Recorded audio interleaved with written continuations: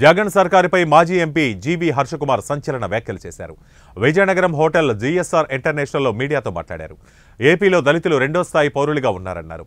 దళితుల పథకాలను ఎన్నో ఎత్తేశారని, అమ్మఒడికి తూట్లు పొడిచిన ఘనత జగన్దే అని అన్నారు. నవరత్నాలకు బడ్జెట్ నుంచి కేటాయించాలని, కానీ అమ్మఒడి లబ్ధిదారులకు సప్లాన్ నుంచి నిధులు కేటాయించడం ఏమిటని ప్రశ్నించారు. ఇది దళితుల పట్ల వివక్షత కాదా అని, విద్య నుంచి దళితులను దూరం చేస్తున్నారన్నారు. దళితులను అన్ని విధాలుగా మోసం చేస్తున్నారని, జగన్ ఒక మోసగాడని విరుచుకుపడ్డారు. ఎస్సీ కార్పొరేషన్ను నిర్వీర్యం చేశారని, జగనన్న విదేశీ విద్యా పథకంలో ఒక్కరినైనా విదేశాలకు పంపారా అని నిలదీశారు.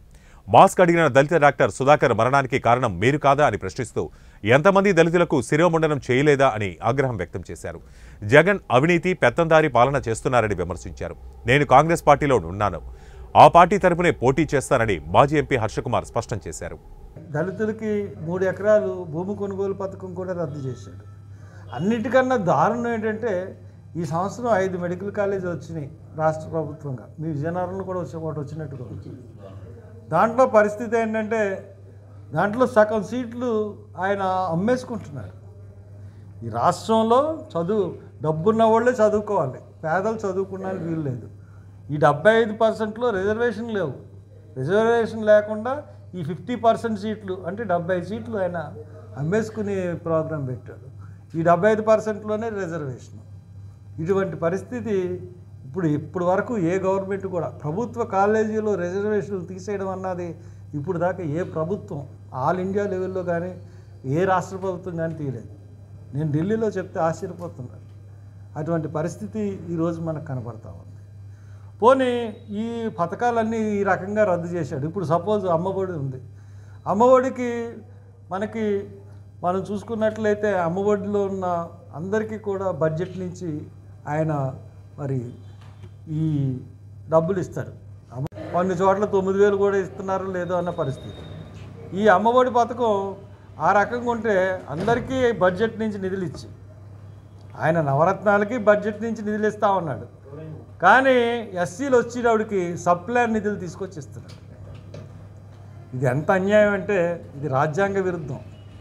ఈ ఎంబీబీఎస్ సీట్లు ఇది కూడా రాజ్యాంగ విరుద్ధం. దీనికి ఆయన ప్రాసిక్యూషన్ను ఎదుర్కోబోతున్నాడు త్వరలో, నేను ఖచ్చితంగా చెప్పగలను. ఇటువంటి పరిస్థితి అన్నీ కనబడుతుంది. పోనీ స్కీములు పక్కన పెడితే దళితుల మీద జరుగుతున్న అన్యాయాలు, అక్రమాలు, అట్రాసిటీలు ఎలా చూసుకున్నా కానీ చాలా భయంకరమైన పరిస్థితి. మనం చూసాం.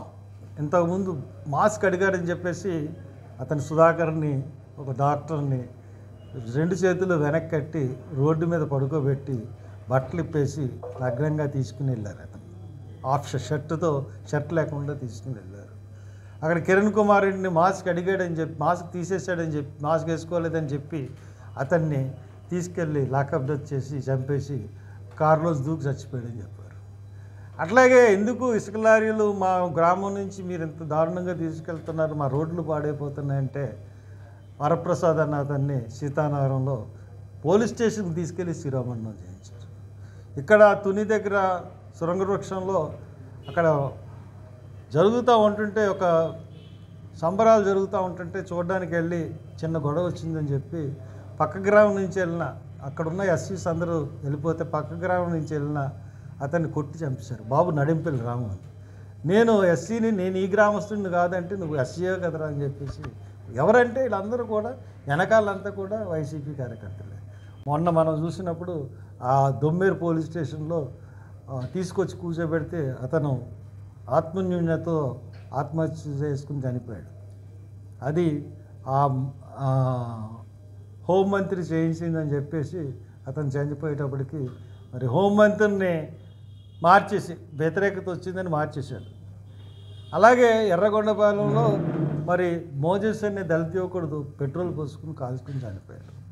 ఎంతమంది దళిత యువకులు చనిపోయారు. ఎంతమంది రాజమండ్రిలో ఒక అమ్మాయిని 10 రోజులు అత్యాచారం చేసి 10 రోజులు పోలీస్ స్టేషన్ దగ్గర పడేస్తే పోలీసులు దర్యాప్తు చేయకుండా అమ్మాయిని మిస్సింగ్ కేసు కింద వచ్చావు, ఎక్కడికి పోయావు అని చెప్పి 2 దెబ్బలు కూడా పంపించారు. తర్వాత మేము వెళ్ళి అమ్మాయిని తీసుకెళ్ళి పరీక్షలు జరిపించిన తర్వాత కేసు కట్టారు.